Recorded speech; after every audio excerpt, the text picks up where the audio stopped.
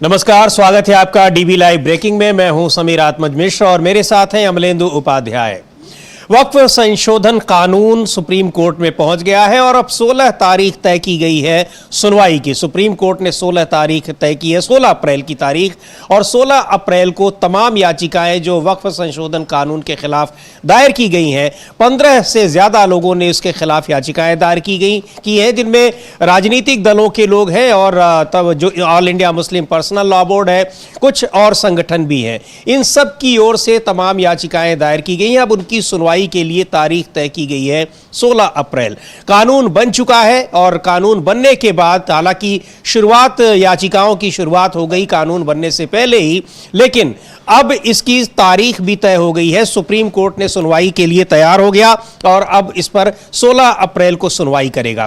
तो ये एक बड़ी खबर है, बड़ा मुद्दा है, चूंकि इस कानून को लेकर जिस तरह से देशव्यापी प्रदर्शन हो रहे हैं, जगह जगह इसका विरोध हो रहा है, राज्यों की विधानसभाओं में इसके खिलाफ प्रस्ताव पारित किए जा रहे हैं और यह भी अब कहा जा रहा है राजनीतिक दलों ने, चाहे ममता बनर्जी हो या फिर तेजस्वी यादव हो, कि इंडिया गठबंधन की सरकार, कांग्रेस पार्टी ने भी कहा है इंडिया गठबंधन की सरकार बनने पर इसको वापस लिया जाएगा। इस कानून को सरकार पर भी दबाव है कि वो इसको वापस ले। हालांकि इस सरकार से तो उम्मीद नहीं की जा सकती क्योंकि उसने कानून पारित किया है, लेकिन कृषि कानून भी बनाए गए थे, वो सरकार को वापस लेना पड़ा था। तो अब सुप्रीम कोर्ट इस पर क्या निर्णय लेता है यह देखने वाली बात है। लेकिन इसको लेकर जो आधार बताए जा रहे हैं, जो याचिकाएं दायर की गई हैं, वो आधार बड़े मजबूत हैं और कहा जा रहा है कि यह कानून सीधे तौर पर तमाम जो मौलिक अधिकार है संविधान में दिए हुए, उनका उल्लंघन करता है। धार्मिक आजादी का, जो रिलीजियस फ्रीडम मिली हुई है, उसका उल्लंघन करता है। तो मजबूत ग्राउंड पर इनको लिया गया है, दायर किया गया है। अमलेंदु जी, सुप्रीम कोर्ट 16 अप्रैल को सुनवाई करेगा, तो एक बड़ा एक उम्मीद इसको दिख रही होगी जिन लोगों ने इसके खिलाफ याचिकाएं दायर की हैं या जो लोग लगातार इसका विरोध कर रहे हैं इस विधेयक के आने से पहले से ही। हाँ, बिल्कुल, इस विधेयक के आने से पहले ही इसको लेकर काफ़ी चर्चाएं चल रही थी और इसका विरोध भी काफ़ी ज़्यादा हो रहा था समीर जी, और ज़बरदस्त तरीके से इसका विरोध हुआ। और जैसे ही ये बिल पास हुआ, पास होते ही सबसे पहले कांग्रेस के सांसद मोहम्मद जावेद वो सुप्रीम कोर्ट पहुंचे, उसके बाद असदुद्दीन ओवैसी पहुंचे और उसके बाद फिर झड़ी लग गई।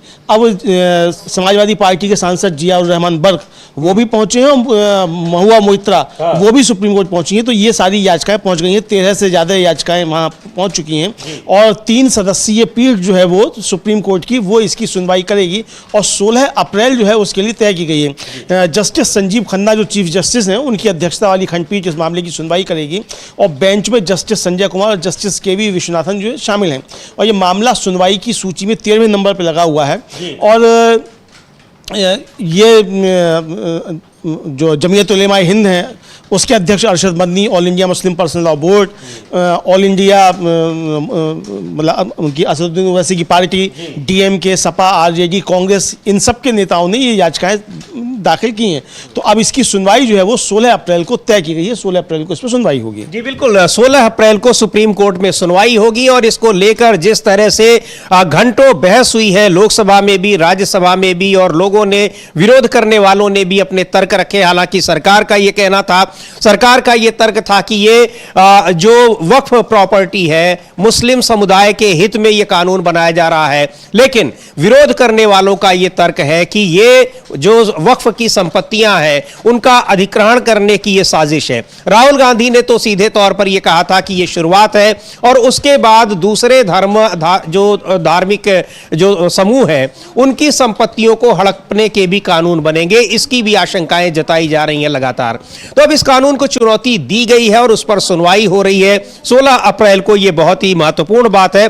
समाजवादी पार्टी के सांसद जियाउर रहमान बर्क ने कहा है कि हमने इस विधेयक के खिलाफ बार बार आवाज उठाई है और चूंकि कोई रास्ता नहीं बचा है इसलिए हम सुप्रीम कोर्ट जा रहे हैं। तो यही कहा गया है। चूंकि बहुमत की वजह से लोकसभा और राज्यसभा दोनों ही सदनों में विधेयक पारित हो गया, लेकिन उसके बाद यह रास्ता बचा हुआ है और उसके अलावा शांतिपूर्ण प्रदर्शन करने का भी रास्ता तमाम मुस्लिम संगठन अपना रहे हैं। कई जगहों पर प्रदर्शन भी हो रहे हैं। जम्मू कश्मीर विधानसभा में तो पिछला 3 दिन जो रहा वो बहुत ही हंगामेदार रहा और इसी मुद्दे पर रहा, क्योंकि वहां पर विधानसभा में मांग की जा रही है कि इस कानून के खिलाफ एक प्रस्ताव पारित किया जाए। हाँ बिल्कुल समीर जी, इसको लेकर काफ़ी ज़्यादा मतलब लगातार 3 दिन तक हंगामा रहा जम्मू कश्मीर विधानसभा में, और इसको लेकर काफ़ी ज़्यादा आपस में भिड़ंत भी वहाँ हुई बहुत ज़बरदस्त तरीके से। और कल तो जो आम आदमी पार्टी के विधायक हैं मेराज मलिक, वो कुछ अपशब्द भी बोल गए और उसको लेकर काफ़ी ज़्यादा वहाँ हुकताक हुई, और पीडीपी और नेशनल कॉन्फ्रेंस के लोगों के बीच भी वहाँ संघर्ष देखने को मिला। लेकिन वक्फ बिल के खिलाफ जो है वो भारतीय जनता पार्टी को छोड़ के बाकी सभी दल जो थे वो दिखाई पड़े। तो इस मसले पर एक दिखाई पड़े, बाकी वो आपस वहाँ की जो अंदरूनी राजनीति वो अलग मसला है, लेकिन इस वक्फ बिल के खिलाफ जो है वहाँ के दल दिखाई पड़े। इधर तेजस्वी यादव ने साफ कर दिया है, एकदम स्पष्ट कर दिया है कि हमारी सरकार बनेगी, हम इस बिल को लागू नहीं होने देंगे। ममता बनर्जी ने स्पष्ट कर दिया है कि हमारी सरकार बनेगी तो हम इसको खारिज कर देंगे। कांग्रेस ने भी कह दिया है। इसी तरीके से मल्लिकार्जुन खड़गे कल काफ़ी ज़्यादा फायर हुए। कांग्रेस का जो अधिवेशन चल रहा था, एआईसीसी की जो बैठक चल रही थी, उसमें मल्लिकार्जुन खड़गे काफ़ी ज़्यादा फायर हुए। और ये हम लोग देख रहे हैं, ये जम्मू कश्मीर विधानसभा के दृश्य हैं। पिछले 3 दिन सोमवार से लेकर बुधवार तक वहां लगातार यही हंगामे वाली स्थिति बनी रही। जी लगातार ये हंगामे वाली स्थिति बनी रही। और आपको याद होगा समीर जी की जब राज्यसभा में बहस चल रही थी, उस समय मल्लिकार्जुन खड़गे ने बहुत व्यवस्था के प्रश्न उठाए थे। तो मल्लिकार्जुन खड़गे को हम लोग सुन भी सकते हैं कि उस समय क्या कहा था उन्होंने राज्यसभा में। बिल्कुल, इसको लेकर बहुत ही गर्मा गर्म बहस राज्यसभा में लगभग 12 घंटे तक हुई थी। लोकसभा में भी 8 घंटे से ज्यादा बहस चली थी वक्फ संशोधन कानून पर, विधेयक पर, और उसके बाद लोकसभा और राज्यसभा से बहुत ही नैरो मेजॉरिटी के साथ यह पारित हुआ था। तो सुनेंगे एक बार क्या कहा था उस समय जब चर्चा हो रही थी राज्यसभा में कांग्रेस के नेता मल्लिकार्जुन खड़गे ने वक्फ संशोधन विधेयक को लेकर। बोर्ड अमेंडमेंट बिल जो है, इसके बारे में सारे देश में एक ऐसा माहौल बना है कि माइनॉरिटीज को तंग करने के लिए ये बिल लाया गया है। और ऐसा कोई बहुत से बदलाव अगर 95 के एक्ट से होते थे, 1995 के एक्ट से, तो हम मान लेते थे। जो वहाँ है इसमें डाल दिए, और जो नहीं डालना चाहिए ऐसे चीजें डाल दी। मेरे पास तो कंपैरेटिव स्टेटमेंट है हर, अगर मैं बोलते कहूँ इस पर तो वक्त बहुत लगेगा। मैं ये 3 कॉलम बनाया हूँ कि पहले क्या था फॉर्मेशन का, अब बीच में 95 में क्या था, इन्होंने क्या बदलाव किया, ऐसे सारे चीजें आपके सामने मैं रखने की कोशिश तो नहीं करूंगा क्योंकि टाइम कम रहने की वजह से, और बिल को पास करना भी है आपको।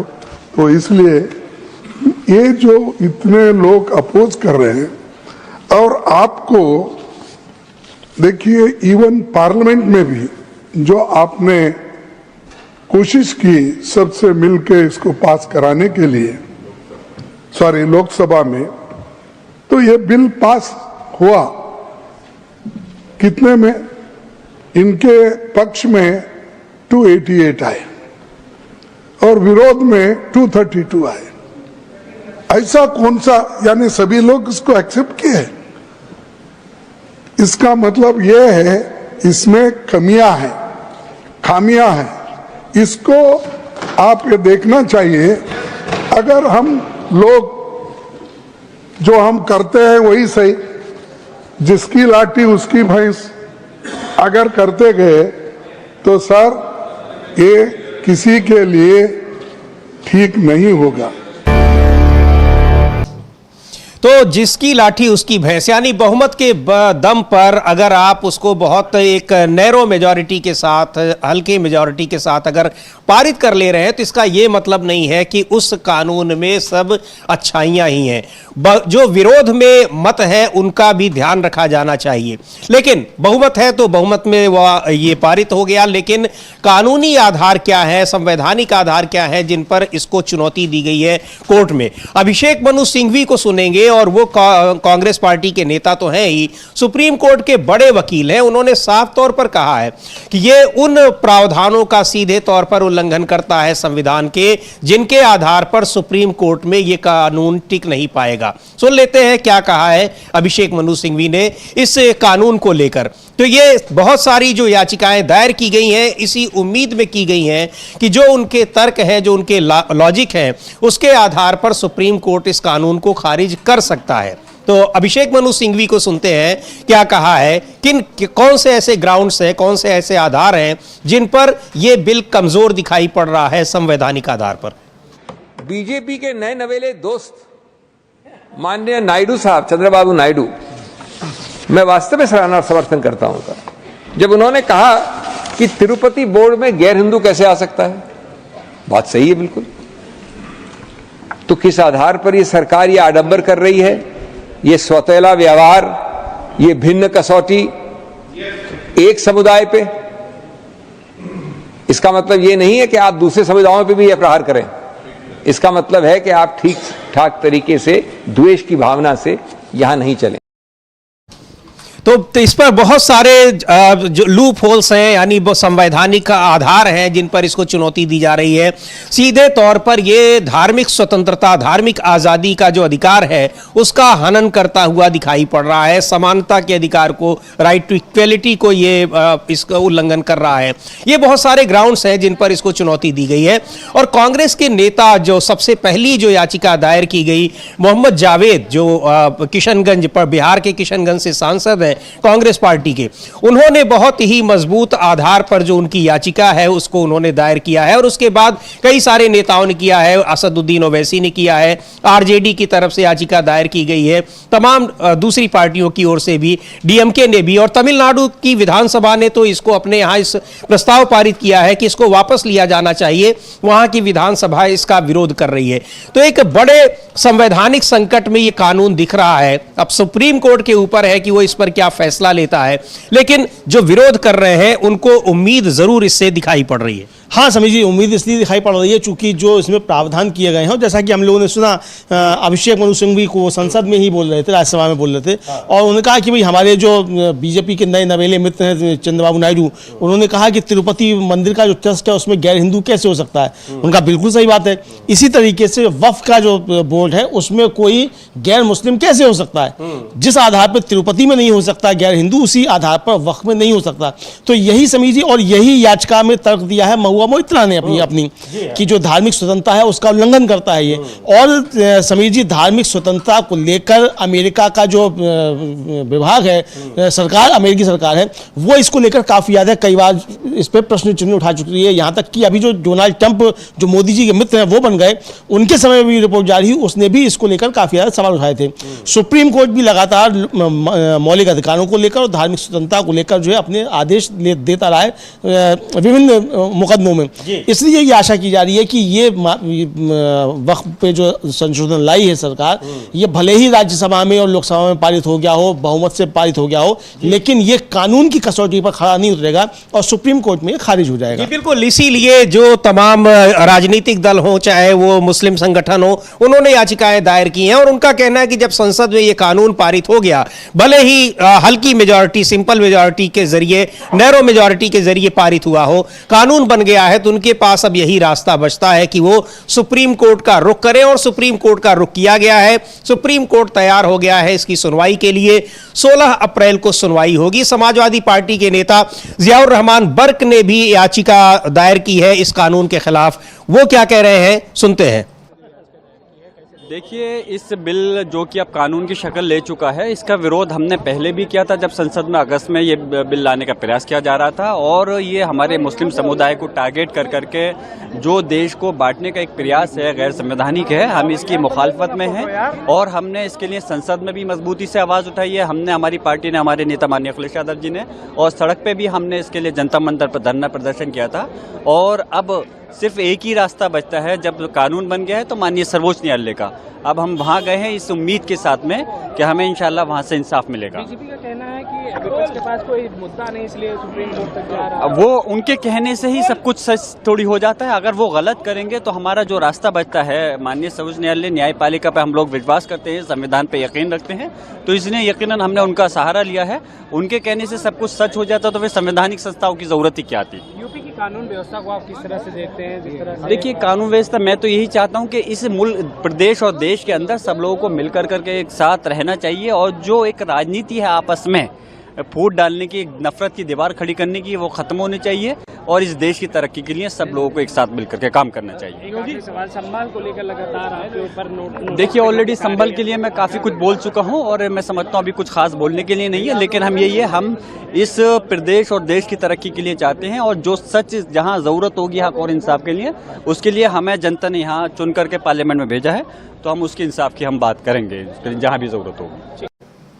तो सुप्रीम कोर्ट का रास्ता बचा है। अगर संसद ने उसको पारित कर दिया है तो लोकतंत्र में दो ही रास्ते हैं, या तो उसका कानूनी सहारा लिया जाए, सुप्रीम कोर्ट जाया जाए, उसके खिलाफ प्रदर्शन किए जाएं, शांतिपूर्ण तरीके से विरोध जताया जाए, और वो दोनों ही काम इस समय हो रहा है। तो सुप्रीम कोर्ट अब 16 अप्रैल को सुनवाई करेगा। ये तारीख, इसका इंतजार रहा होगा जिन लोगों ने याचिकाएं दायर की कि कब इसकी सुनवाई होगी, और जो तर्क रखे गए पार्लियामेंट में वो सुने तो जरूर गए, लेकिन चूंकि वहां बहुमत नहीं था विपक्ष का, इसलिए उस पर वो कामयाब नहीं हुए, उसको रोक नहीं पाए। लेकिन सुप्रीम कोर्ट में ये रास्ता अभी बचा हुआ है, और निश्चित तौर पर उम्मीद होगी इस कानून का विरोध करने वालों को कि सुप्रीम कोर्ट उन तर्कों को स्वीकार करेगा और बिल को खारिज कर देगा। ये विरोध प्रदर्शन भी जगह जगह हो रहे हैं, पश्चिम बंगाल में भी कई जगहों पर हुआ। इसके अलावा ये जो आप तस्वीरें देख रहे हैं, ये मणिपुर की तस्वीरें हैं, और मणिपुर में भी 2 दिन पहले बहुत जबरदस्त तरीके से मुस्लिम संगठनों ने इस कानून का विरोध किया था,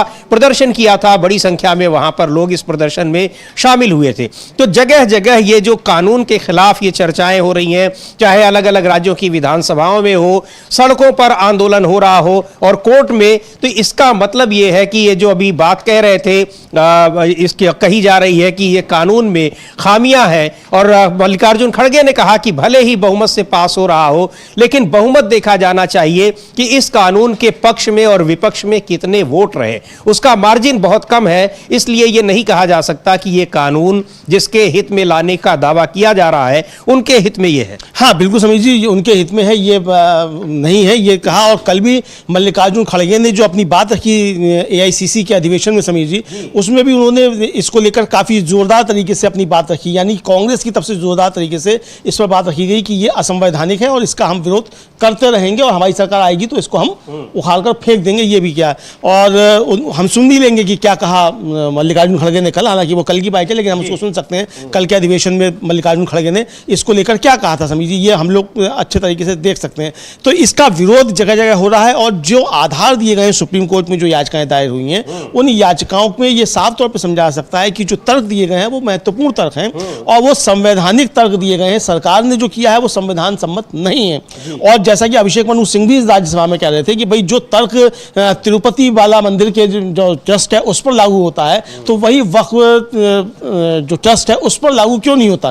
तो जो तर्क आपका है कि भाई हिंदुओं की संस्था में कोई गैर हिंदू नहीं हो सकता, तो मुस्लिमों की संस्था में कोई गैर मुस्लिम कैसे हो सकता है, ये एक बहुत बड़ा तर्क है। और ये एक तरह से कहा जाए जो रिलीजियस फ्रीडम है उसका उल्लंघन करता है जो वक्फ संशोधन कानून पास हो गया है। ये समीर जी बिल्कुल, और ये धार्मिक जो अल्पसंख्यक वर्ग है उसको अपने संगठन चलाने की, अपने स्कूल चलाने की, अपने शिक्षण संस्थान चलाने की जो आज़ादी मिलती है, उनके प्रबंधन की जो आज़ादी मिलती है, उस आज़ादी को इस कानून के जरिए छीना जा रहा है, ये तर्क है। तो बहुत सारी बातें कही गई हैं, और हम लोग सुनेंगे एक बार कि जो कांग्रेस के राष्ट्रीय अधिवेशन में मल्लिकार्जुन खड़गे ने क्या कहा। लेकिन इस राष्ट्रीय अधिवेशन में भी इस कानून को लेकर किस तरीके से लड़ाई लड़नी है कानून बनने के बाद भी, उस पर भी चर्चा हुई है। तो बहुत महत्वपूर्ण है, और पूरे जो इंडिया गठबंधन के घटक दल हैं उनकी क्योंकि सबकी तरफ से इसका विरोध हो रहा है लगातार। जम्मू कश्मीर की विधानसभा में वहां भी विरोध हो रहा है, उन पार्टियों की ओर से भी जो इंडिया गठबंधन में नहीं है। पीडीपी ने भी वहां पर एक एडजर्नमेंट नोटिस दिया, हालांकि उसी की वजह से विवाद भी हुआ क्योंकि वहां नेशनल कॉन्फ्रेंस ने भी नोटिस दिया था। पीडीपी के विधायक है वहीद पारा, उनको भी सुनेंगे, लेकिन पहले सुन लेते हैं मल्लिकार्जुन खड़गे ने इस विधेयक को लेकर कांग्रेस के राष्ट्रीय अधिवेशन में क्या कहा। जनता के सरोकार के जरूरी मुद्दों पर बहस करने के बजाय सरकार कम्युनल पोलराइजेशन के लिए रात के 3-4 बजे तक संसद में बहस कराती रही और मणिपुर जैसे अहम मुद्दे पर रात के 4:30 बजे बहस शुरू होती है। मैंने कहा शाह जी को, अरे भाई ये कल बात करेंगे क्योंकि इन मुद्दों पे हमको कुछ रोशनी डालना है, समझाना है और देश के लोगों को भी ये मालूम होना है मणिपुर का इंसिडेंट कैसा चल रहा है, वहां पर किस तरह की गवर्नेंस चल रही है। तभी भी सरकार नहीं मानी। इसका मतलब है कि सरकार कुछ छुपाना चाहती है, जनता से छुपाकर उनके जो फेल्यूअर्स है उसको वो एक ढंग से उसको छुपाकर रखना चाहती है,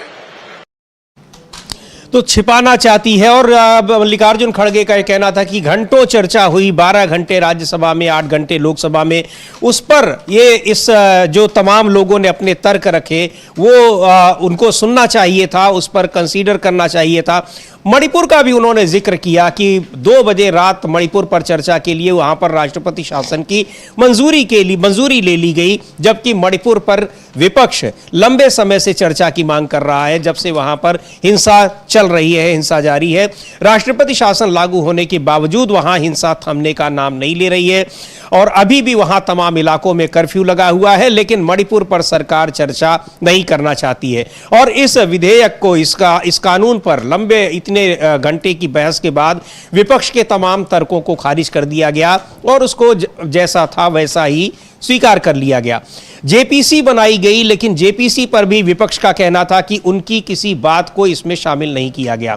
तो बहुत सारे ये मुद्दे हैं और चूंकि जब सुप्रीम कोर्ट में मामला जाएगा तो वो इस पर भी इसका मूल्यांकन करेगा कि आखिर जेपीसी में विपक्ष की बात को कितनी तवज्जो दी गई। हाँ, विपक्ष की बात को कितनी तवज्जो दी गई और विपक्ष के जो डिसेंट नोट्स थे उनको एक्सेप्ट किया गया कि नहीं किया गया, क्योंकि वो विपक्ष के डिसेंट नोट्स एक्सेप्ट किए ही नहीं गए। और अब तो ये राज्यसभा की कार्रवाई में है कि वहां संसदीय कार्य मंत्री किरण रिजिजू ने कह दिया कि हमें तो कोई डिसेंट नोट मिला ही नहीं विपक्ष का।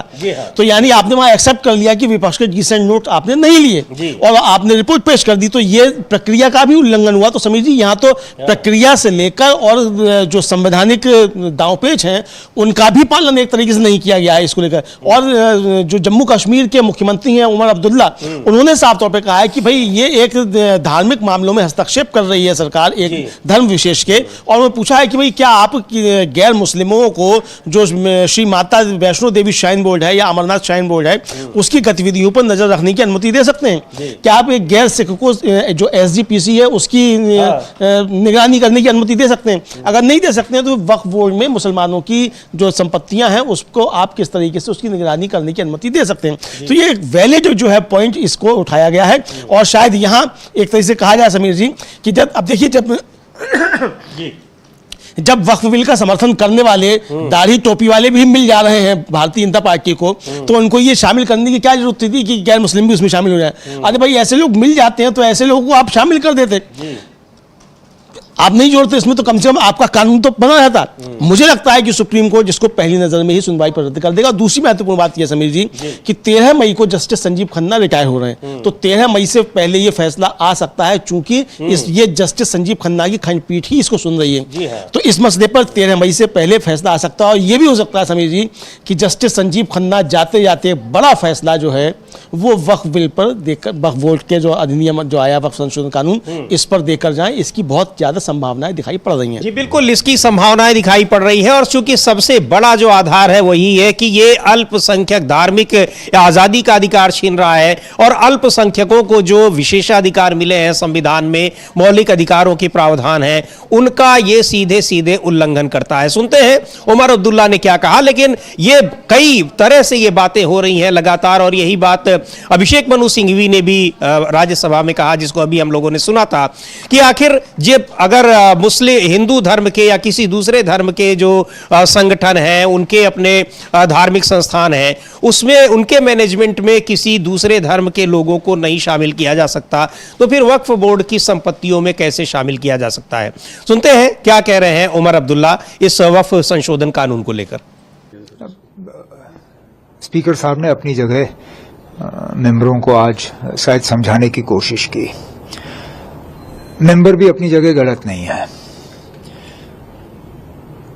वक्फ बिल को लेके एक अच्छा खासा तबका जम्मू कश्मीर का, बल्कि इस मुल्क का, वो इस बिल से नाराज हैं, परेशान हैं। उनको लगता है कि उनके मजहबी मामलों में हुकूमत जो है वो दखल दे रही है। आखिरकार जो मेंबर चुन के आते हैं, लोग भेजते हैं, उनका फर्ज है लोगों के जज्बातों की वो हाउस में तर्जुमानी करे और मेंबर यही करना चाहते थे। अब बदकिस्मती से उनको शोर शराबे के अलावा इस बार कोई तरीका मिला नहीं जिसका इस्तेमाल करके वो लोगों की बात वहां पे रखते, क्योंकि गलत नहीं है ना अब उनकी सोच। हम सब इस वक्फ के बिल से जो है परेशान हुए और हमें लगा कि इसकी जरूरत ही नहीं, और सोच समझ के सिर्फ एक ही मजहब को जो है कानून के तहत निशाना बनाया गया। हर मजहब के प्रॉपर्टीज हैं, हर मजहब के जायदाद हैं, हर मजहब का एक सोशल या चैरिटेबल फंक्शन है, हर मजहब के अपने अपने दायरे हैं। लेकिन सिर्फ इस बिल के तहत अब इस वक्फ बिल के तहत अब गैर मुसलमानों को कहा जा रहा है कि आप रिव्यू कर सकते हो कि वक्फ का जो है एक्टिविटी क्या है। मुझे बताइए ना, आप गैर हिंदुओं को किसी श्राइन बोर्ड में डालते हो? क्या किसी गैर हिंदू को आप इजाजत देते हो कि वो माता वैष्णो देवी श्राइन बोर्ड के जो कार्य हैं उन पे निगरानी रखें, या अमरनाथ जी के श्राइन बोर्ड पे निगरानी रखें? जरा मुझे दिखाइए ना, आप कानून बदला के SGPC की जो एक्टिविटीज हैं, जो गोल्डन टेम्पल और बाकी गुरुद्वारों को देखते हैं, जरा मुझे कोई नॉन सिख वहां लगा के दिखा दीजिए। लेकिन अब इस वक्फ बिल के तहत मुसलमानों के साथ ये किया गलत है, और इसी चीज का हमारे मेंबर जो हैं वो एजिटेट कर रहे थे। अब चलिए, हाउस में जो वो बात नहीं कर सके, अब पार्टी ने शायद फैसला किया है कि बाकियों के साथ वो इस चीज को सुप्रीम कोर्ट में ले जाएंगे। ले जाएं, अदालत फैसला करे। सर, 3 दिन का दौरा रहा अमित शाह जी का सिक्योरिटी। तो सीधे तौर पर उमर अब्दुल्ला भी कह रहे हैं कि उनकी पार्टी भी इसका विरोध कर रही है और जम्मू कश्मीर के तमाम लोग विरोध कर रहे हैं। जम्मू कश्मीर में हंगामा ये हुआ, हालांकि वहां पर जो PDP के नेता थे उनका कहना था कि अगर नेशनल कॉन्फ्रेंस प्रस्ताव पारित करना चाहती थी तो फिर स्पीकर ने उसकी मंजूरी क्यों नहीं दी। PDP का यह भी कहना था कि स्पीकर को हटाया भी जा सकता था। लेकिन यह साफ तौर पर मुख्यमंत्री कह रहे हैं जम्मू कश्मीर के उमर अब्दुल्ला की इस कानून का हम सभी लोग विरोध कर रहे हैं और ये मुस्लिम समुदाय के ये धार्मिक जो अधिकार हैं उनका सीधे तौर पर उल्लंघन कर रहा है। उनकी पार्टी भी इस पर, उनकी पार्टी के लोग सुप्रीम कोर्ट जाना चाहते हैं, वो भी जाएंगे। तो इसको लेकर जबरदस्त एक हंगामा जम्मू कश्मीर विधानसभा में देखने को मिला। PDP नेता वहीद पारा को भी सुनते हैं क्या कह रहे हैं वक्फ कानून को लेकर, और तमाम राज्यों की विधानसभाओं में इस पर चर्चा हो रही है। पश्चिम बंगाल की मुख्यमंत्री ममता बनर्जी ने तो साफ तौर पर कहा है कि उनके राज्य में यह कानून लागू नहीं होगा। सुनेंगे ममता बनर्जी को भी, पहले PDP नेता वहीद पारा को सुन लेते हैं वो क्या कह रहे हैं। तो ये तमाम राज्यों में इसके खिलाफ आवाजें उठ रही हैं, वहां की विधानसभाओं में चर्चाएं हो रही हैं, जहां गैर BJP सरकारें हैं वहां इसके खिलाफ प्रस्ताव पारित हो रहे हैं और ममता बनर्जी सीधे तौर पर कह रही हैं कि हमारे राज्य में ये लागू नहीं होगा। तेजस्वी यादव ने भी कहा है कि इंडिया गठबंधन की सरकार बनने पर इसको वापस लिया जाएगा।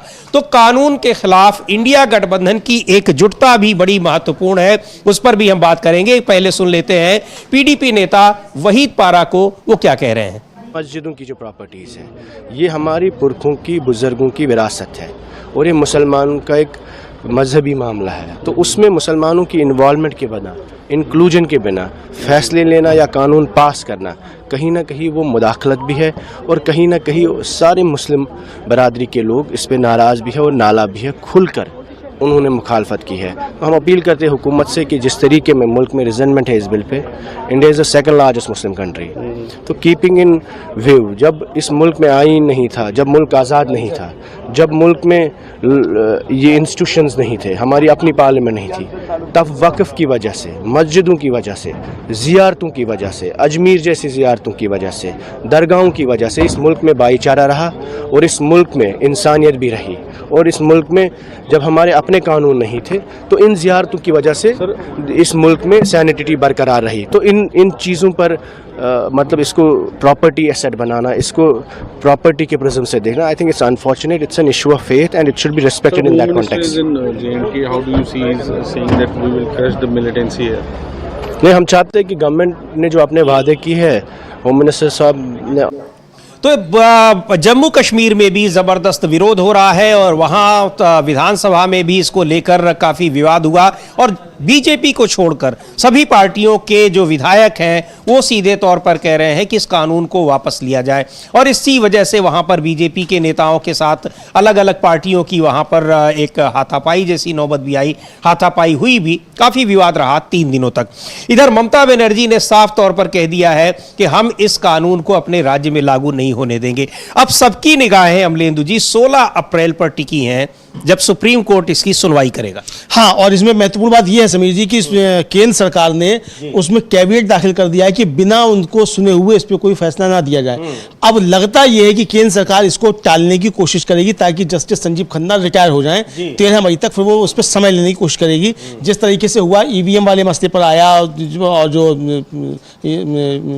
जो इनका चुनाव आयुक्तों की नियुक्ति वाला मसला था उस पर जिस तरीके से समय लेने की कोशिश की, समय मिल भी गया, तो सरकार का प्रयास ये होगा कि जस्टिस संजीव खन्ना की बेंच में ये मामला उनके रिटायरमेंट से पहले टल जाए, ना आने पाए, तो वो कोशिश करेगी कि समय लेने की। अब देखना ये है कि अदालत समय देती है कि नहीं देती है और समय देती है तो कितना देती है। हो सकता है कि अदालत कहे कि ठीक है आपको 3 दिन का समय दिया जाता है, 3 दिन में आप अपना उत्तर इस पर दाखिल कीजिए।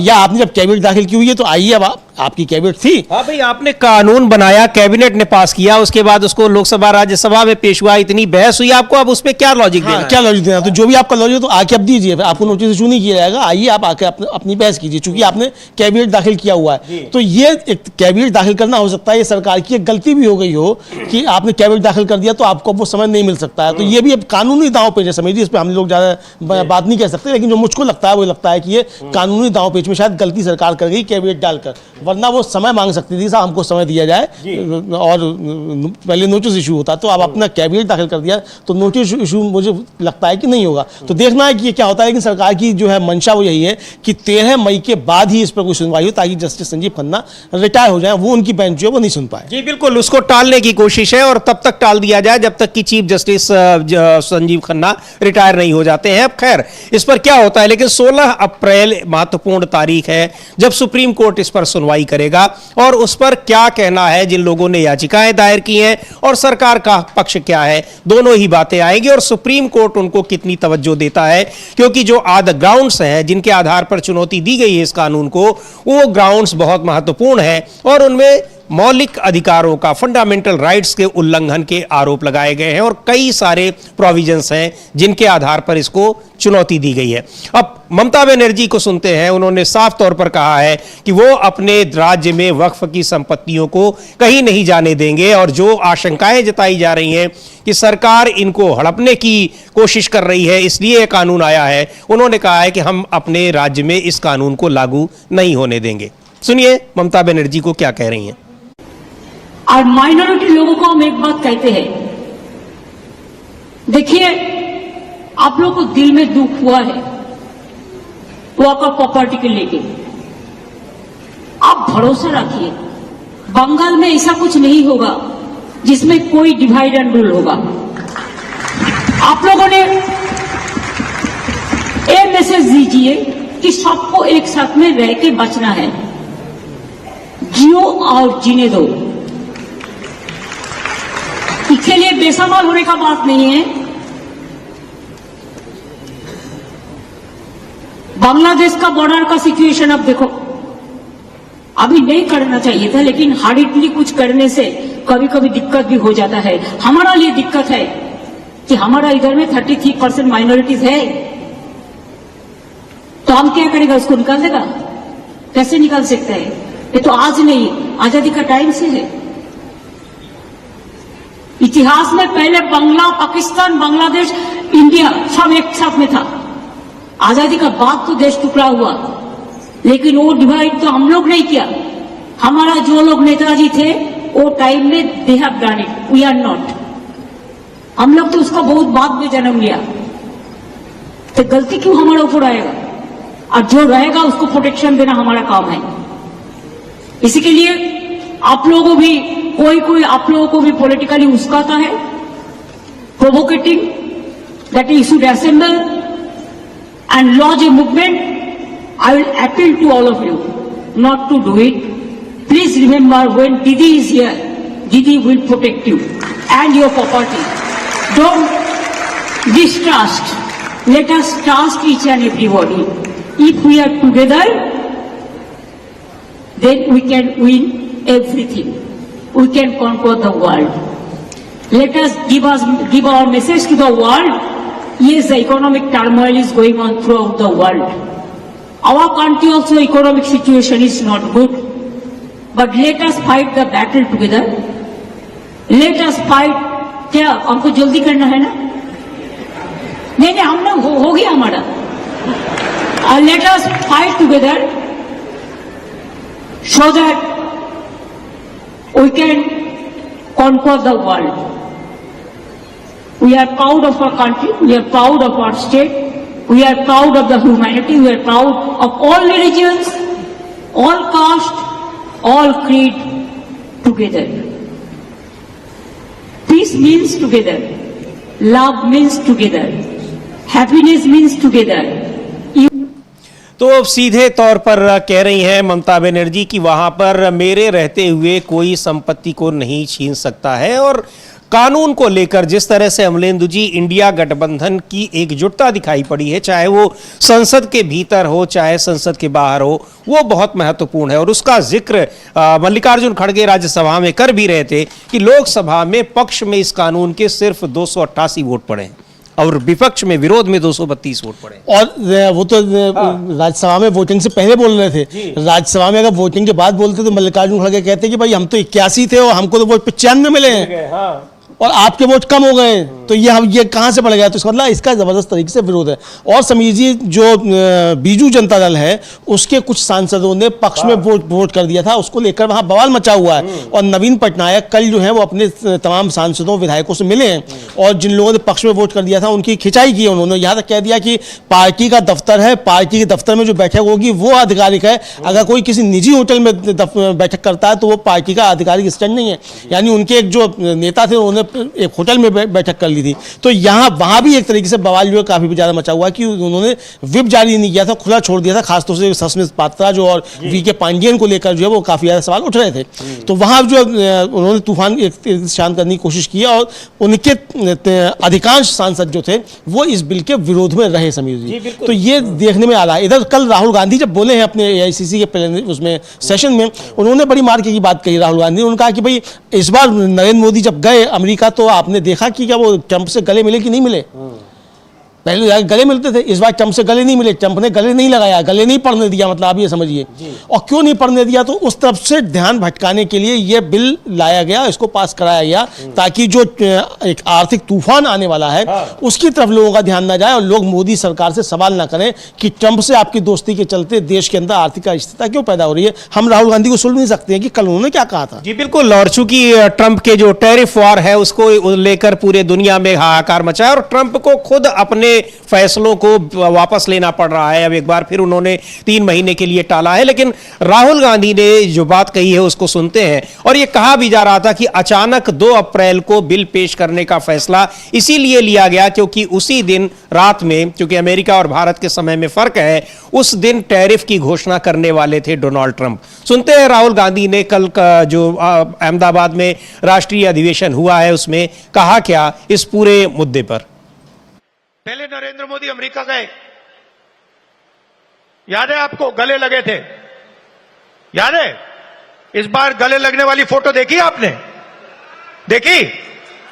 कहां गायब हो गई? राष्ट्रपति ट्रंप ने ऑर्डर दिया, जिनको मोदी जी अपने मित्र कहते हैं, ऑर्डर दिया, सुनो, इस बार गले नहीं लगेंगे, इस बार नए टैरिफ लगाएंगे। चू तक नहीं निकली, आज तक गायब है।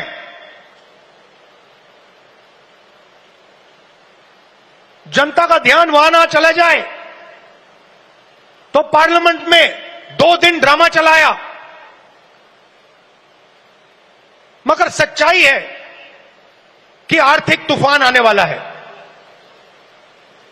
कोविड आया था, नरेंद्र मोदी जी ने थाली बजवाई, मोबाइल फोन की लाइट दिखवाई। अब आर्थिक तूफान आ रहा है, सामने है, करोड़ों लोगों को नुकसान होगा। 50 साल से सबसे ज्यादा बेरोजगारी आज है। कहां गए नरेंद्र मोदी? कहां छुप गए हैं?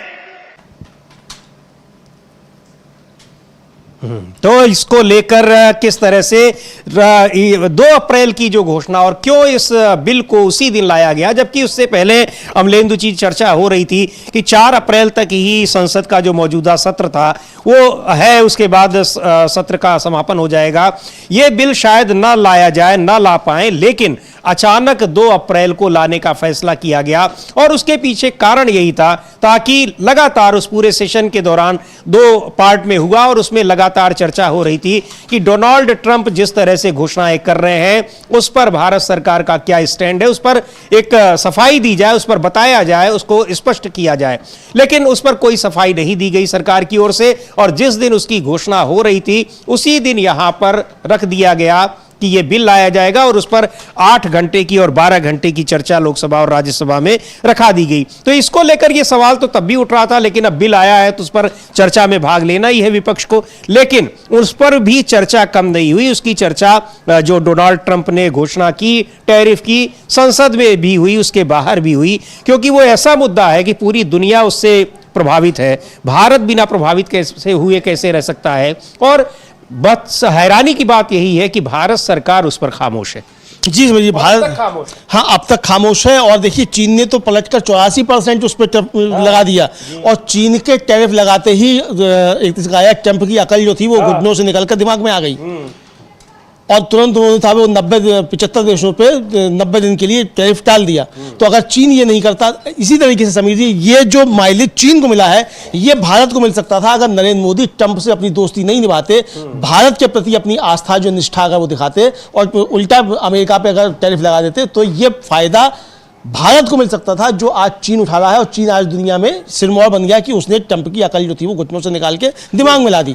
तो ये काम भारत कर सकता था, लेकिन चूंकि जो आरोप है विपक्ष के वो ये है कि यहाँ मोदी जी के मित्रों के हित जो हैं वो जुड़े हुए थे वहाँ अमेरिका से, तो इसलिए ट्रंप की सारी नाजायज बातें जो मोदी जी खामोशी के साथ सुनते रहे और उसको मानकर चले आए। तो ये बहुत बड़ा सवाल राहुल गांधी ने उठाया, और देखने में भी आया कि 2 अप्रैल को जब वो ट्रंप ने टैरिफ लागू किया और उसने ये भी कहा कि मैंने मोदी से बात कर ली, वो मान गए। ये भी ट्रंप ने कहा।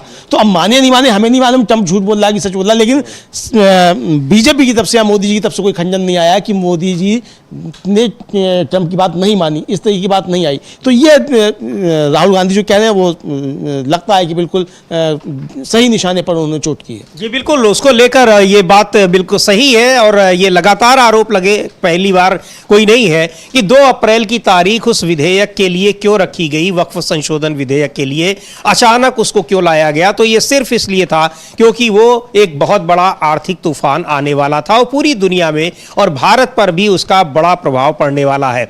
और जिस तरह से अब ट्रंप कह रहे हैं कि फार्मा पर भी लगाएंगे, हालांकि कल उन्होंने जिस तरह से रोल बैक किया है, वापस अपने कदम खींचे हैं, उसको देखते हुए अब ये हो सकता है कि इस पर अमल वो न करें, लेकिन फार्मा सेक्टर में, जो दवाइयों के सेक्टर में उन्होंने टैरिफ बढ़ाने की घोषणा की है, उससे तो साफ तौर पर बड़े पैमाने पर और बुरी तरह से भारत प्रभावित होता दिखाई पड़ रहा है। हाँ बिल्कुल, तो भारत की प्रतिक्रिया अभी भी उस पर कुछ नहीं आई है। हाँ, अभी भी भारत की कोई प्रतिक्रिया नहीं आई है, और ठीक उसी तरीके से जिस तरीके से जब भारतीयों का अपमान करके ट्रंप यहाँ भेजा था, उस समय भी भारत की तरफ से कोई प्रतिक्रिया नहीं आई। तो ये साफ तौर पर देखा जा सकता है कि किस तरीके से ये चीजें चल रही हैं, और एक तरह से कहा जाए कि ट्रंप के सामने घुटने जो है वो मोदी सरकार ने टेके हुए हैं और इस पर कोई प्रतिक्रिया नहीं आ रही है, ये साफ तौर पर समझा सकता है। और अब कांग्रेस के राष्ट्रीय अधिवेशन के बाद अब एक बड़ी खबर आ रही है कि आज इंडिया गठबंधन के घटक दलों की एक महत्वपूर्ण बैठक होने वाली है।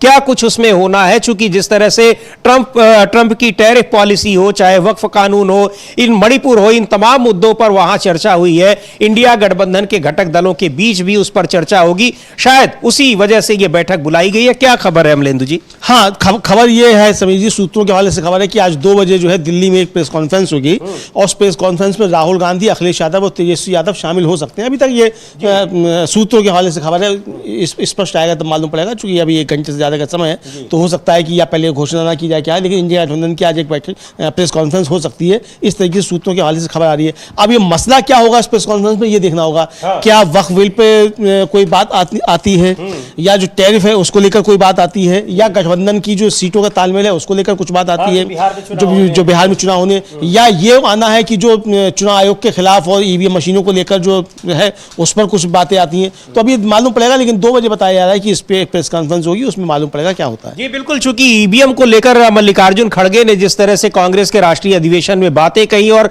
पूरी तरह उसको फ्रॉड बताया, बहुत अहम है, और लगातार गठबंधन के घटक दल उसके खिलाफ आवाज उठा ही रहे हैं।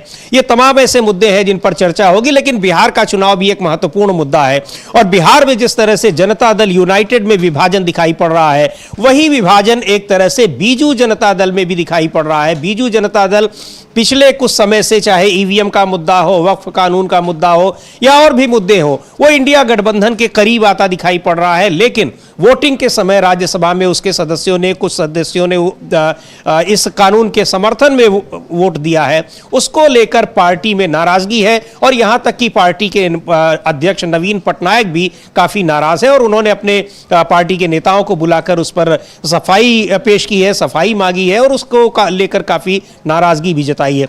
तो ये दो पार्टियां तो इस समय बहुत बुरी तरीके से अपने आंतरिक संघर्ष से जूझ रही हैं वक्फ कानून को ही लेकर। हाँ बिल्कुल, वक्फ कानून को लेकर आंतरिक संघर्ष जूझ रही है, और समीर जी जूझ चंद्रबाबू नायडू भी रहे हैं जी, लेकिन हाँ चंद्रबाबू नायडू भी जूझ रहे हैं, और वक्फ बिल पास होते ही वहां जो वक्फ बोर्ड है उसके जो चेयरमैन हैं अब्दुल अजीज, उन्होंने घोषणा की है कि वक्फ बोर्ड की बैठक में ये तय किया गया है कि जो 12वीं और हाई स्कूल पास कर चुके हैं बच्चे, उनको वक्फ बोर्ड जो है मुफ्त शिक्षा प्रदान करेगा।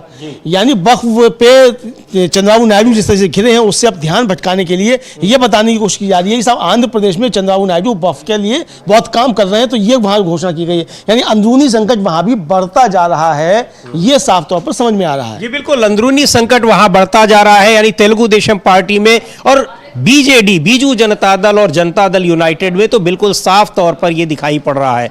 तो जनता दल यूनाइटेड, वहां बिहार में चुनाव होने हैं आने वाले दिनों में, और वहां पार्टी के तमाम नेता पार्टी छोड़ रहे हैं वक्फ संशोधन कानून के खिलाफ, जिस तरह से उसको लेकर पार्टी का स्टैंड रहा है। बहुत सारे नेता, हालांकि पार्टी के कुछ नेता जो बीजेपी की तरफदारी कर रहे हैं, बीजेपी की भाषा बोलते दिखाई पड़ रहे हैं, उनका कहना है कि जिन लोगों ने पार्टी छोड़ी है वो पार्टी के नेता है ही नहीं, या उनका कोई बहुत महत्व नहीं है। लेकिन तमाम ऐसे नेता हैं जो बहुत कद्दावर नेता हैं, और जो पार्टी में इसका समर्थन करने वाले लोग हैं, उनके बारे में खुद ये कहा जाता है कि ये बीजेपी के सपोर्टर हैं, और इनका जनता दल यूनाइटेड में रहते हुए भी बीजेपी की भाषा बोलते हैं। कुछ वैसे ही जो राहुल गांधी कह रहे थे कि बहुत सारे कांग्रेस में ऐसे नेता हैं जो है तो कांग्रेस में, लेकिन वो काम बीजेपी के लिए करते हैं। हाँ, राहुल गांधी भी कह रहे थे और वहाँ तो जो कल अधिवेशन हुआ AICC का, उसमें एक कानपुर के जो नेता थे उन्होंने तो खुलकर कह दिया कि भैया राहुल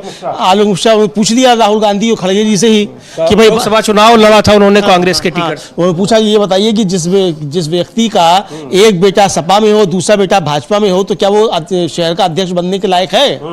ये सवाल पूछ लिया। इसका मतलब समीर जी की जो राहुल गांधी ने कहा था कि बीजेपी के लोग घुसे हुए हैं, तो वो घुसे हुए हैं। उत्तर प्रदेश में तो बहुत घुसे हुए हैं, खैर तो वहाँ तो उत्तर प्रदेश की तो बात ही छोड़ दीजिए। तो अगर ये नहीं घुसे होते तो कांग्रेस की दुर्गति थोड़ी होती।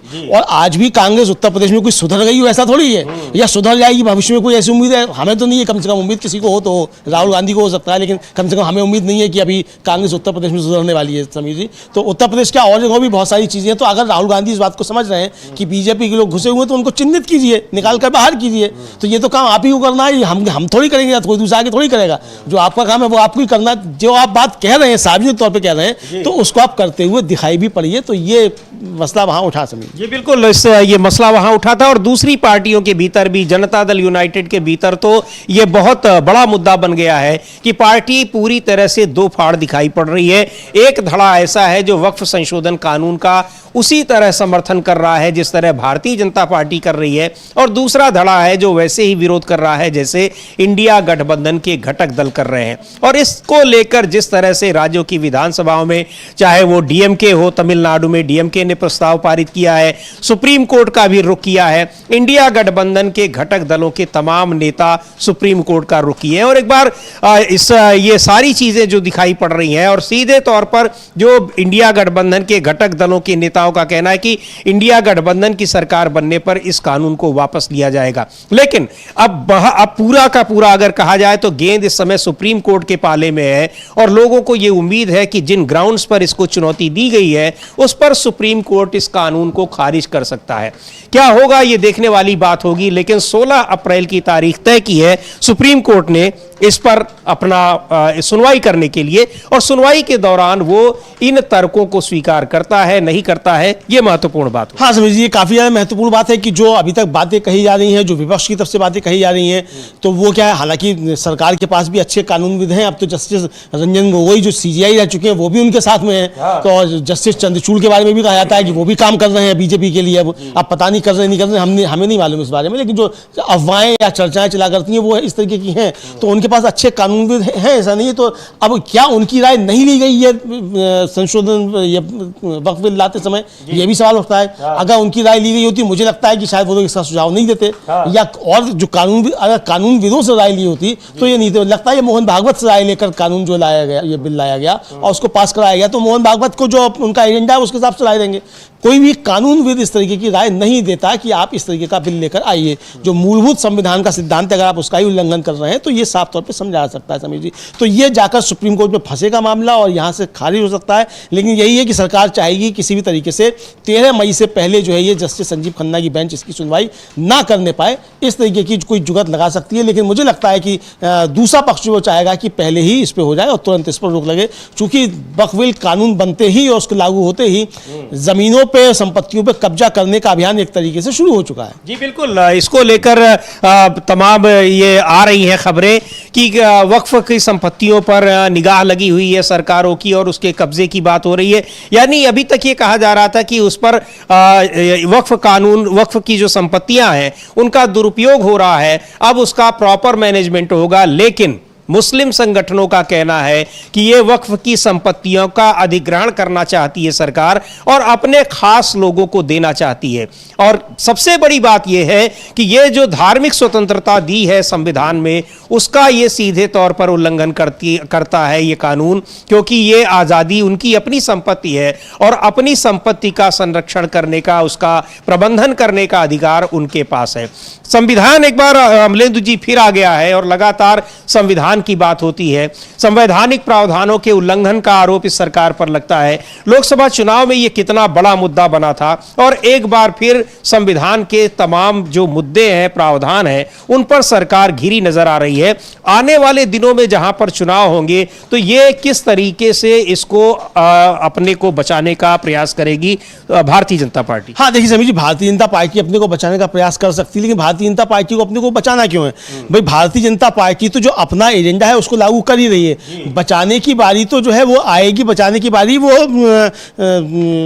चंद्रबाबू नायडू, नीतीश कुमार, चिराग पासवान और जयंत चौधरी के सामने होगी कि वो किस तरीके बताएं। हालांकि जो कह रहे हैं चिराग पासवान कि भाई हमें भी तो फिक्र है कि 70% वोट हमारा खतरे में पड़ जाएगा, तो हम ऐसा क्यों करना चाहेंगे, तो अब बिल बहुत अच्छा है, वो तो ये समझाने की कोशिश कर रहे हैं। लेकिन ये समझ में आ गया है कि गलती कर बैठे हैं चिराग पासवान, गलती कर बैठे हैं चंद्रबाबू नायडू और नीतीश कुमार और जयंत चौधरी, ये साफ तौर पे समझ में आ चुका है। लेकिन इस बीच समीर जी एक बड़ी खबर ये आ रही है कि जो वायनाड में भूस्खलन हुआ था और उसको लेकर जो सरकार से कहा गया था कि भाई आप जो है उसको माफ कर दीजिए, जो ऋण है उनको, या उसका पुनर्निर्धारण कर दीजिए।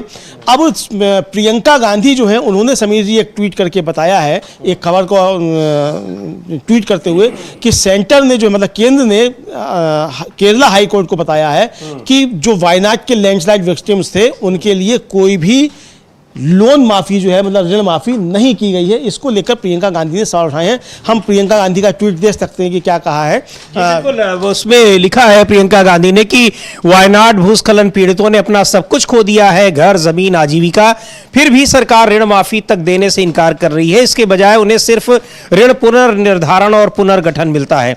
यह राहत नहीं है, यह विश्वासघात है। हम इस उदासीनता की कड़ी निंदा करते हैं और वायनाड में अपने भाइयों और बहनों के साथ कंधे से कंधा मिलाकर खड़े हैं। उनके दर्द को नजरअंदाज नहीं किया जाएगा। हम न्याय मिलने तक हर मंच पर उनकी आवाज उठाएंगे। बहुत बड़ी आपदा आई थी, भूस्खलन हुआ था वायनाड में और प्रियंका गांधी वहां की सांसद हैं, तो वहां के पीड़ितों को नहीं न्याय नहीं मिल रहा है, मुआवजा नहीं मिल रहा है और उनको जो सुविधाएं मिलनी चाहिए वो नहीं मिल रही हैं, ये शिकायत की गई है। एक बड़ी खबर और आ रही है अमलेंदु जी, अश्विनी चौबे जो बिहार के नेता है बीजेपी के, उन्होंने कहा है कि नीतीश कुमार ने लंबे समय तक एनडीए के साथ संयोजक की भूमिका निभाई है। अगर उन्हें प्रधानमंत्री का दर्जा दिया जाता है तो ये बिहार के अगर उन्हें उप प्रधानमंत्री का दर्जा दिया जाता है तो ये बिहार के लिए गर्व की बात होगी।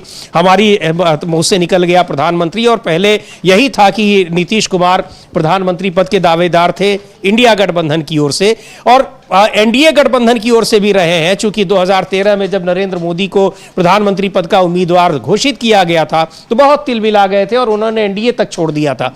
अब एनडीए के साथ वो बार बार सफाई देते हैं कि हम कहीं नहीं जाएंगे, लेकिन ये एक बड़ा बयान है उनका और सीधे तौर पर इसको देखा जा सकता है कि अब बिहार से मुख्यमंत्री की दावेदारी से हटाने की पूरी तैयारी हो चुकी है। हाँ समीर जी, इसका मतलब कि बिहार से उनका विदाई का तैयारी जो है बीजेपी ने शुरू कर दी है। इसी तरीके के बयान धीरे धीरे आएंगे और आते आते फिर नीतीश कुमार जो है गायब हो जाएंगे। हो सकता है कि 2-4 दिन के लिए, जब तक चुनाव हो तब तक के लिए 2-4 महीने के लिए उनको प्रधानमंत्री बना भी दिया जाए ताकि वो रास्ते से उनका कंटक जो है वो बीजेपी का साफ हो और बीजेपी अपनी वहां सरकार बनाने के लिए काम कर सके। इस तरह की चीजें हो सकती हैं। अब देखना यह है कि नीतीश कुमार क्या बनना चाहते हैं। अब मतलब नीतीश कुमार तो इंतजार कर रहे हैं लगातार अमलेंदु जी, और शायद चुनाव तक इंतजार ही करते रहेंगे कि उनको एनडीए अपना मुख्यमंत्री पद का उम्मीदवार घोषित कर दे। लेकिन अब बीजेपी के नेताओं की ओर से बयान आ रहे हैं। एक और खबर आ रही है कि आज सुबह से ही नीतीश कुमार तमाम अपने मंत्रियों के यहां 1-to-1 जाकर मीटिंग कर रहे हैं। तो यह सब बड़ा राजनीतिक घटनाक्रम देखने को मिल रहा है बिहार में और लगता है कि बीजेपी ने जो कुछ तय कर रखा है उसकी जानकारी अब अच्छी तरह से नीतीश कुमार को भी हो गई है। और हो सकता है समीर जी कि आज जो 2 बजे इंडिया गठबंधन की जो प्रेस कॉन्फ्रेंस होने वाली है उसका संबंध कुछ बिहार से भी, उसका ताल्लुक कुछ बिहार से हो, बिहार में कोई बड़ा खेल होने जा रहा हो, अभी होने जा रहा हो। चूंकि वक्त बिल तो पास हो गया लेकिन नीतीश कुमार को अभी अश्विनी चौबे का बयान समीर जी ऐसे ही नहीं आ गया है, बिल्कुल ऐसे ही नहीं आ गया। अश्विनी चौबे बड़े नेता हैं बीजेपी के और सम्राट चौधरी से तो बड़े ही नेता हैं कम से कम। तो ऐसे समय में अश्विनी चौबे का बयान आना ये काफी ज्यादा महत्वपूर्ण है और हो सकता है कि कोई लॉलीपॉप फेंका जा रहा हो। हालांकि पहले भी ये लॉलीपॉप फेंके गए थे, तब भी नीतीश कुमार ने मना कर दिया था कि उन्हें इन लॉलीपॉप की कोई आवश्यकता नहीं है। कि पहले कहा गया था कि जब उन्हें उपराष्ट्रपति बनाया जा सकता है तो या राष्ट्रपति बनाया जा सकता है, तो उसकी अब देखना है कि नीतीश कुमार क्या करते हैं। बहरहाल जो आप खबर बता रहे हैं समीर जी, ये बड़ी महत्वपूर्ण खबर है कि नीतीश कुमार अपने मंत्रियों से डोर टूटू को जाकर मिल रहे हैं, पहले क्यों नहीं मिले, और जिस तरीके से उनके स्वास्थ्य को लेकर चिंताएं आ रही हैं, अश्विनी चौबे का जो बयान आ रहा है, ये बिहार में कोई बड़ी उलटफेर या कोई बड़ी जो है राजनीतिक तूफान की तरफ संकेत दे रहा है कि बिहार में कोई बड़ा राजनीतिक तूफान आने वाला है। ये मालूम पड़ जाएगा आज या कल तक में। जी बिल्कुल, एक कह लीजिए कि कैटेगरिकली भारतीय जनता पार्टी ने नीतीश कुमार को कैसे अपने नेताओं से, मतदाताओं से काटने की कोशिश की, कामयाब रही। वक्फ कानून पर उनका समर्थन हासिल करके पूरी तरह से उनकी जो सेक्युलर छवि उन्होंने बनाई थी उसको ध्वस्त करने की कोशिश की, और अब उन्हें मुख्यमंत्री के पद से हटाने की, और अभी मान लीजिए नहीं भी हटाते हैं तो आने वाले दिनों में उनको मुख्यमंत्री पद पर रखेगी, ये तय हो गया है कि नहीं रखना है। यानी उनको अब ऐसा आश्वासन भी नहीं मिलने वाला है जैसा महाराष्ट्र में उस समय के मुख्यमंत्री एकनाथ शिंदे को मिला था। उनको उस समय तक आश्वासन मिला था कि आप ही मुख्यमंत्री रहेंगे, बाद में हटा दिया गया। नीतीश कुमार को ऐसा भी कोई आश्वासन भारतीय जनता पार्टी देने वाली नहीं दिखाई पड़ रही है। हाँ बिल्कुल समीर जी, नीतीश कुमार को ऐसा कोई आश्वासन नहीं मिलने वाला है, ये साफ तौर पर समझ में आ रहा है। यानी एक तरीके से बीजेपी ने तैयारी कर ली है कि नीतीश कुमार की बिहार से विदाई तय है। अब नीतीश कुमार को तय करना है कि क्या वो इसी विदाई के हकदार हैं, क्या वो उन्होंने ये स्वीकार कर लिया है कि उनको इसी तरीके से अपमानित होकर विदा होना है। अगर ये तय कर लिया है तो बहुत अच्छी बात है, वो जाने, उनका काम जाने। और अगर ये तय नहीं किया है तो मुझे लगता है कि आखिरी समय में उनको अपने समाजवादी तेवर दिखाने चाहिए। हालांकि अंत समय जो होता है समाजवादियों का, हमने देखा है उनके किस तरीके के तेवर होते हैं। बहरहाल फिर भी अगर थोड़ा भी समाजवादी तेवर उनके अंदर बचा है तो उनको दिखाना चाहिए। जी बिल्कुल, तो बड़े राजनीतिक घटनाक्रम दिखाई पड़ रहे हैं बिहार में, और एनडीए इंडिया गठबंधन की जो प्रेस कॉन्फ्रेंस 2 बजे होने वाली है वो भी बहुत महत्वपूर्ण होने वाली है। रहेंगी हमारी निगाहें। बने रहिए आप डीबी लाइव के साथ, और इस कार्यक्रम को यहीं समाप्त करते हैं। मुझे और अमलेंदु उपाध्याय को दीजिए अनुमति। नमस्कार।